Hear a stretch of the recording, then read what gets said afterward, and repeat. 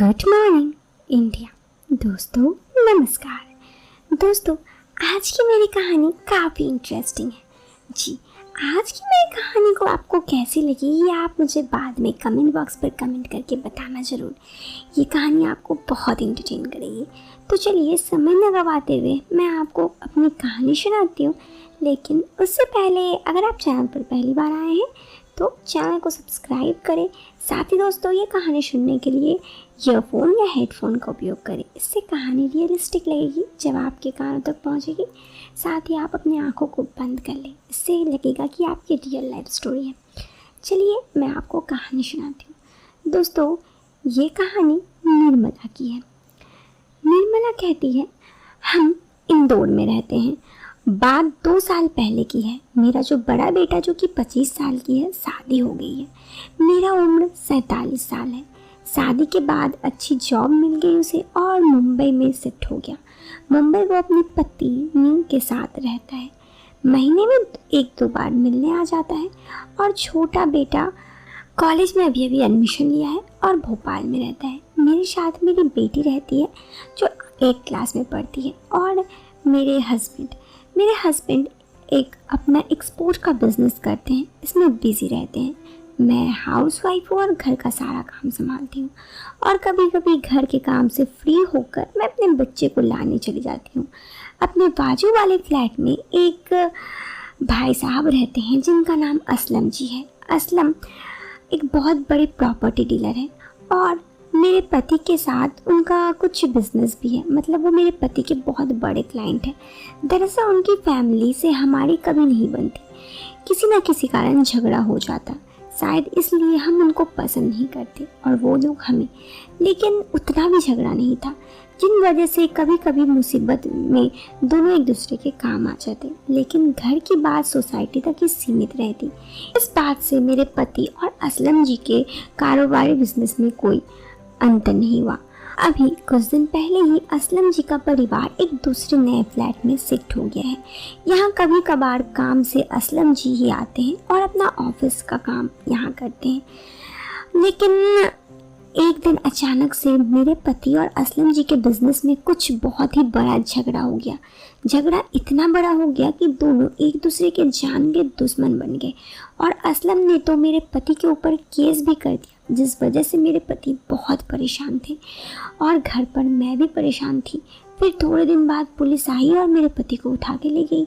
उल्टे चार्जेस भी लगा दी, जिस महीने से मेरे पति 3 महीने से जेल जाना पड़ गया। फिर असलम जी और मेरे पति की डील भी कैंसिल हो गई, जिससे हमें काफ़ी नुकसान हुआ। हम काफ़ी परेशान थे। हम सोच भी नहीं सकते थे कि ऐसा दिन भी देखने के मिलेगा। 2 दिन पहले मेरा बड़ा बेटा और उसकी पत्नी आई और हमारे रिश्तेदार भी आए। सबने बहुत कोशिश की लेकिन मेरे पति को जमानत नहीं मिली, क्योंकि असलम जी ने एक बहुत बड़े वकील किया था। 20 दिन हो चुके थे, किसी ने कुछ भी नहीं हो पाया। अब मेरे बेटे की भी जॉब थी, वो ज़्यादा दिन रुक नहीं सकता, इसलिए उसे भी ना चाहते हुए भी जाना पड़ा। और मेरा बड़ा बेटा भी काफ़ी परेशान था, वो ना चाहते हुए भी उसे जाना पड़ा, उसकी मजबूरी थी। तब मैंने कहा ठीक है, देख लो, तुम लोग जाओ, अब तो भगवान जो चाहेंगे वही होगा, कहकर मैं थोड़ी उदास हो गई।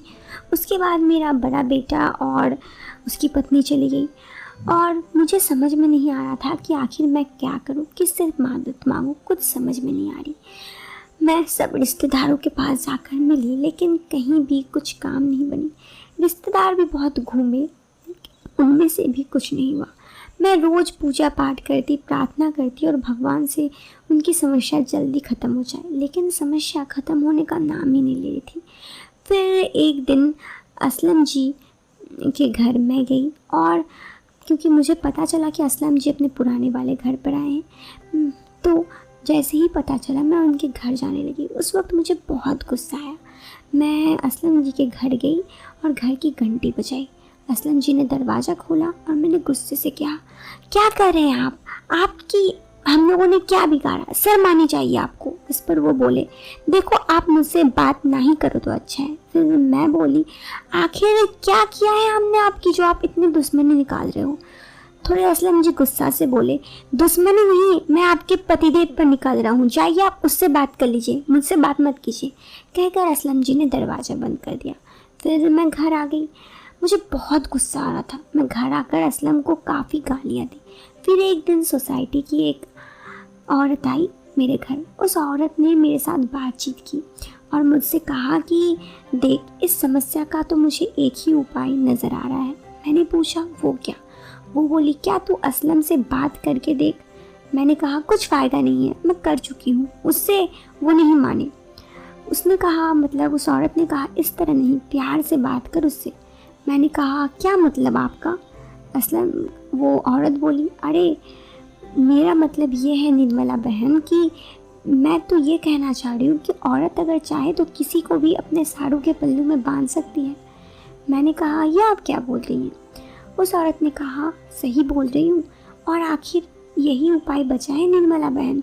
आप उससे प्यार से शांत तरीके से बात करके देखो, आप उनकी बातों में फंसा लीजिए और सब आपका वही करेंगे, और इसमें कोई बुराई नहीं है। आपको तो पता है आप ये सब नाटक कर रही हैं।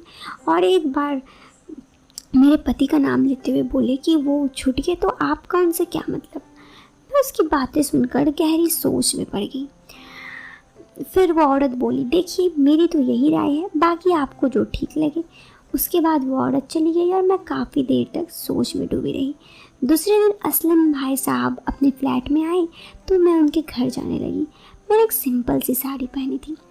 वो मुझे देखे और मैं शर्मिंदगी महसूस कर रही थी थोड़ी। मैं जैसे ही उनके घर के पास गई, उन्होंने कहा क्या हुआ? मैंने कहा जी मेरी बात तो सुनिए। तो असलम जी बोलिए, देखिए निर्मला जी, मैं कुछ नहीं कर सकता हूँ। मैंने कहा देखिए ऐसा मत कहिए, ऐसा क्या बात है कि आप इतना कठोर हो चुके हैं, मुझे तो बता दीजिए, मैं उनको समझाने का कोशिश करूँगी, कहकर मैंने हाथ जोड़ा। मेरे हाथ जोड़ते ही असलम जी शर्मिंदा महसूस हुए। उन्होंने कहा अरे आप शर्मिंदा करिए निर्मला जी, अंदर आइए। फिर मैं अंदर चली गई, कहा बैठिए। मैं सोफे में बैठ गई और थोड़ी रोने लगी। फिर असलम जी बोले, मतलब मुझे पानी की बोतल दी और कहे कि मेरे पति के नाम लेते हुए कि अशोक भाई साहब से हमारी बात है, मेरा आपसे कुछ झगड़ा नहीं है। जब हमारा झगड़ा हुआ था ना, उन्होंने मुझे कहा था कि मैं तुम्हें बर्बाद कर दूंगा और मुझे धमकी दी थी। मैं भी डर गया, कहीं वो मुझे सच में बर्बाद ना कर दे। मैंने सोचा कि ये मुझे बर्बाद करेंगे, इससे पहले मैं ही उन्हें बर्बाद कर देता हूँ, इसलिए मैंने ये सब किया। और मेरी दुश्मनी सिर्फ अशोक से है, बाकी आप सब लोगों से नहीं है। मैंने कहा देखिए आप ये दुश्मनी यहीं ख़त्म कर दीजिए, मैं आपसे विनती करती हूँ, मैं उनको समझा दूँगी। असलम जी ने कहा ठीक है निर्मला जी, मैं सिर्फ आपके कहने पर ऐसा कर रहा हूँ। फिर असलम जी ने अपने वकील को फ़ोन कर मामला रफ़ा दफ़ा करने की बात की। मैं बहुत खुश हो गई, लेकिन उससे पहले वो मुझे देखकर मुस्कुरा रहे थे।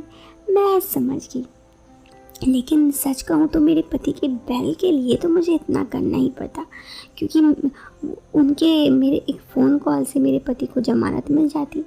तो मैंने उनकी बातों पर राज़ी हो गई। फिर मैंने उन्हें शुक्रिया कहा, उन्होंने कहा जी। उसके बाद मैं घर आ गई और मैं थोड़ी नॉर्मल थी और थोड़ी खुश भी। फिर 2 दिन बाद मेरे पति आ गए। पति को देख मैं बहुत खुश हुई, लेकिन मेरे पति बहुत गुस्सा थे। गुस्सा होना भी जायज़ था। असलम जी ने हमारी पूरी सोसाइटी में बदनामी कर दी थी और मैंने उन्हें बहुत समझाने की कोशिश की मेरे पति को, लेकिन वो समझ नहीं रहे थे। फिर मेरा बड़ा बेटा 2 दिन बाद आया अपने पिता से मिलने। मेरे बड़े बेटे ने भी मेरे पति को कहा कि शांत हो जाइए। उस दिन असलम जी भी हमारे घर आए। असलम जी को देख हम चौंक गए। असलम जी आए और मेरे पति को प्रॉपर्टी की जो पहले डील हुई थी उसे कैंसिल करके जो फिर से नई प्रॉपर्टी की डील दी। उन्होंने कहा कि मैंने जो भी किया उसके लिए मैं शर्मिंदा हूँ, मुझे माफ़ कर दीजिए। और फिर उन्होंने 20 लाख प्रॉपर्टी डील कैंसिल की थी उसका चेक, और 5 लाख मेरे पति को जो परेशानी हुई उसके लिए दिया। मेरे पति ने कहा ये सब देख रहे थे, वो जाने लगे असलम जी। तो मैंने कहा रुकिए। असलम जी रुके और मैंने उन्हें कहा कि 5 लाख का चेक उठा कर ले जाइए।